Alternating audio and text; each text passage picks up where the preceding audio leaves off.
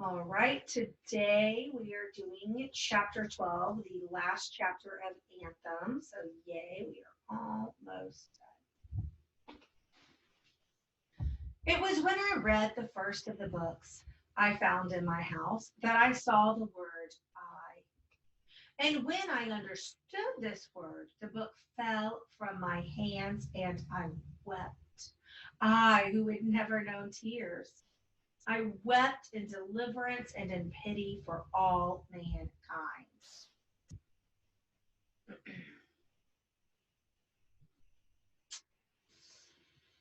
Oh. I understood the blessed thing which I had called my curse.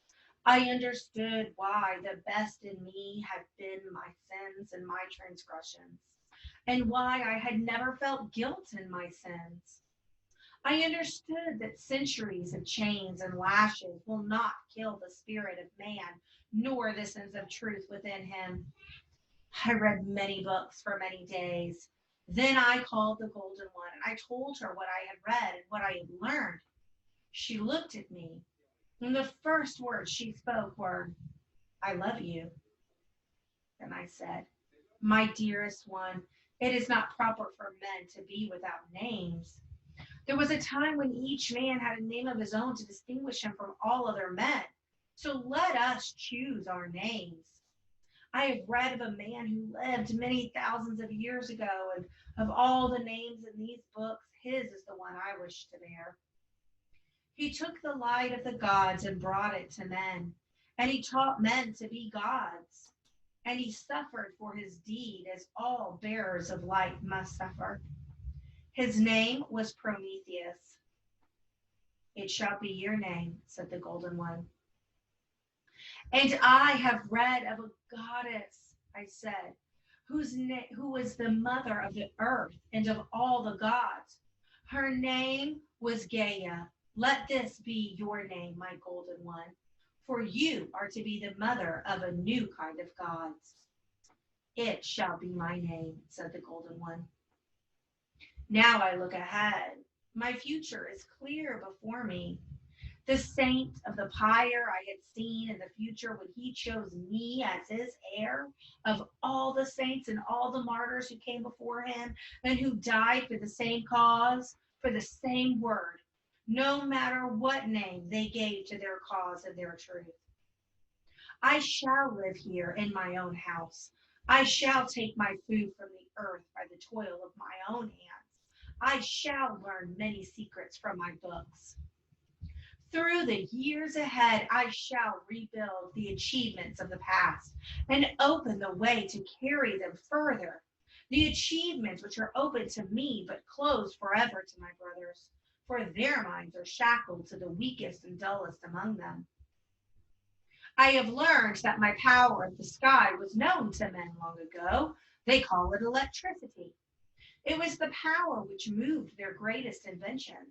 It lit this house with light that came from those globes of glass on the walls. I have found the engine which produced this light. I shall learn how to repair it and how to make it work again. I shall learn how to use the wires which carry this power. Then I shall build a barrier of wires around my home and across the paths which led to my home. A barrier light as a cobweb, more impassable than a wall of granite. A barrier my brothers will never be able to cross, for they have nothing to fight me with save the brute force of their numbers. I have my mind. Then, here on this mountaintop, with the world below me and nothing above me but the sun, I shall live my own truth. Gaia is pregnant with my child. Our son will be raised as a man. He will be taught to say I and to bear the pride of it. He will be taught to walk straight on his own feet. He will be taught reverence for his own spirit. When I shall have read all the books and learned my new way, when my home will be ready and my earth tilled, I shall steal one day for the last time into the cursed city of my birth. I shall call to me my friend who has no name save International 4-8818 and all those like him, Fraternity 2-5503, who cries without reason, and Solidarity 9-6347, who calls for help in the night, and a few others. I shall call to me all the men and the women whose spirit has not been killed within them, and who suffer under the yoke of their brothers. They will follow me, and I shall lead them to my fortress. And here in this uncharted wilderness, I and they, my chosen friends, my fellow builders, shall write the first chapter in the new history of man. These are the things before me. And as I stand here at the door of glory, I look behind me for the last time. I look upon the history of men, which I have learned from the books, and I wonder. It was a long story, and the spirit which moved it was the spirit of man's freedom. But what is freedom? Freedom from what? There is nothing to take a man's freedoms away from him, save other men. To be free, a man must be free of his brothers. That is freedom. That and nothing else. At first, man was enslaved by the gods, but he broke their chains. Then he was enslaved by the kings, but he broke their chains. He was enslaved by his birth, by his kin, by his race, but he broke their chains. He declared to all his brothers that a man has rights which neither God nor king nor other men can take away from him, no matter what their number. For his is the right of man, and there is no right on earth above this right. And he stood on the threshold of freedom for which the blood of the centuries behind him had been spilled. But then he gave up all he had won and fell lower than his savage beginning. What brought it to pass?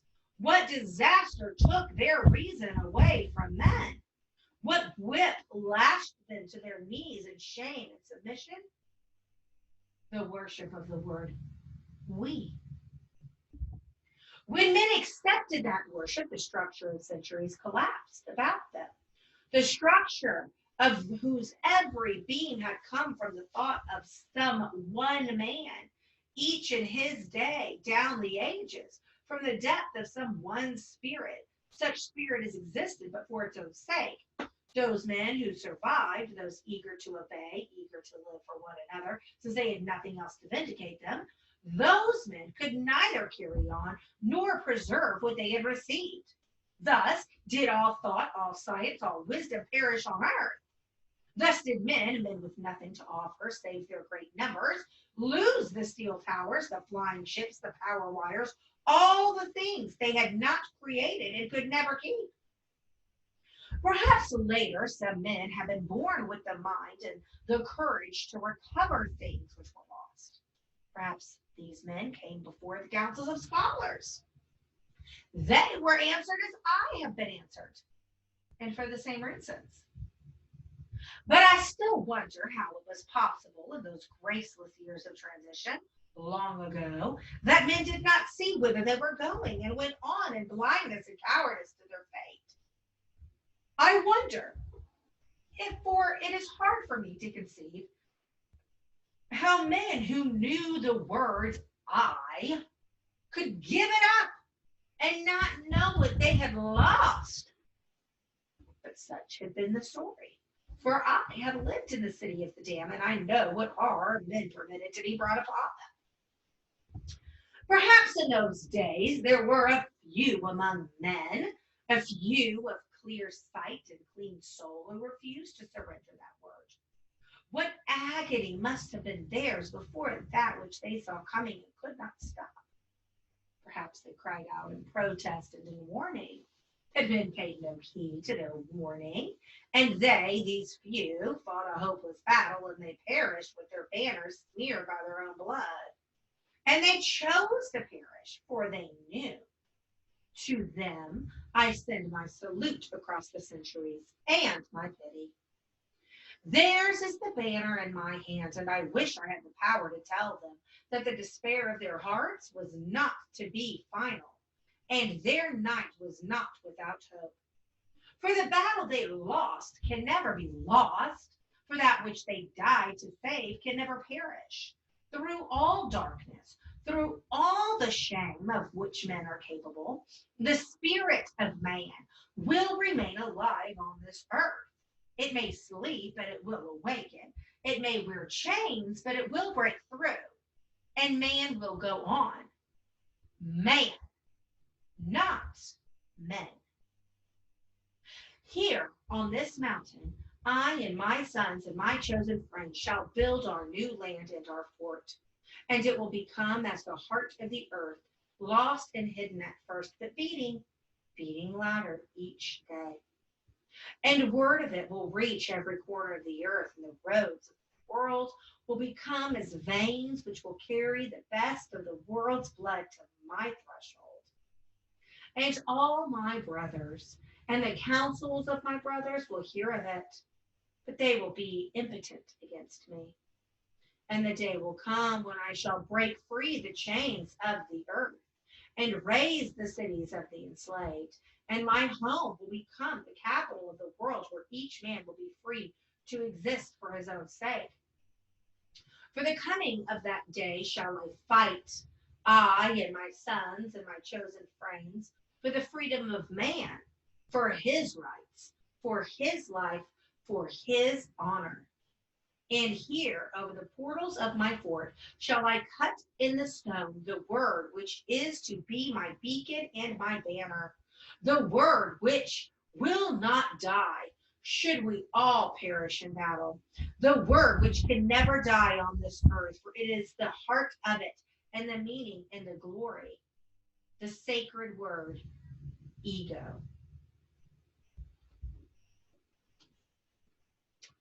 All right, that is the end of Anthem, ego.